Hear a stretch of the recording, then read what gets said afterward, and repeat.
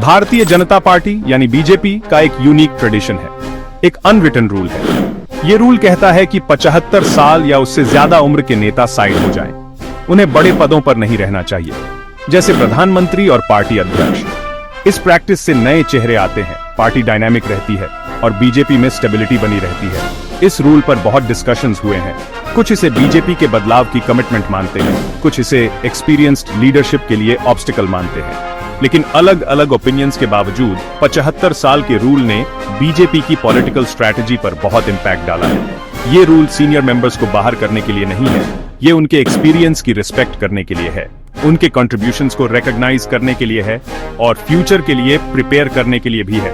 BJP young leaders की importance समझती है, वे नए आइडियाज और एनर्जी लाते हैं। 75 साल का रूल बीजेपी के फॉरवर्ड थिंकिंग अप्रोच का प्रमाण है। ये लॉन्ग टर्म प्लानिंग की उनकी कमिटमेंट दिखाता है। इस प्रैक्टिस ने उन्हें स्ट्रॉन्ग और वाइब्रेंट लीडरशिप स्ट्रक्चर मेंटेन करने में मदद की है। नरेंद्र मोदी का पॉलिटिक्स का जर्नी कमाल का है। उन्होंने गुजरात के मुख्यमंत्री के रूप में शुरुआत की। ये 2001 में था। उनकी लीडरशिप में गुजरात ने बहुत प्रोग्रेस देखी। राज्य की इकोनॉमी फ्लोरिश हुई, डेवलपमेंट नए हाइट्स पर पहुंचा। 2014 में मोदी ने बीजेपी को लैंडस्लाइड विक्ट्री दिलाई। वे भारत के प्रधानमंत्री बने। उनकी विक्ट्री हिस्टोरिक थी। इसने इंडियन पॉलिटिक्स में टर्निंग पॉइंट ला दिया।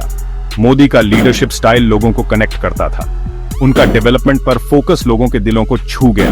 मोदी ने 2019 में दूसरी बार प्रधानमंत्री का कार्यकाल सिक्योर्ड किया। उनकी पॉपुलैरिटी बरकरार रही।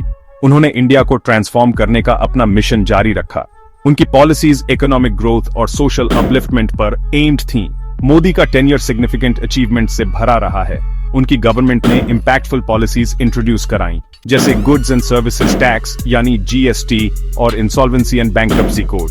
ये रिफॉर्म्स इंडियन इकोनॉमी को बूस्ट करने के लिए थे। मोदी ने इंडिया की ग्लोबल स्टैंडिंग इंप्रूव करने पर भी फोकस किया।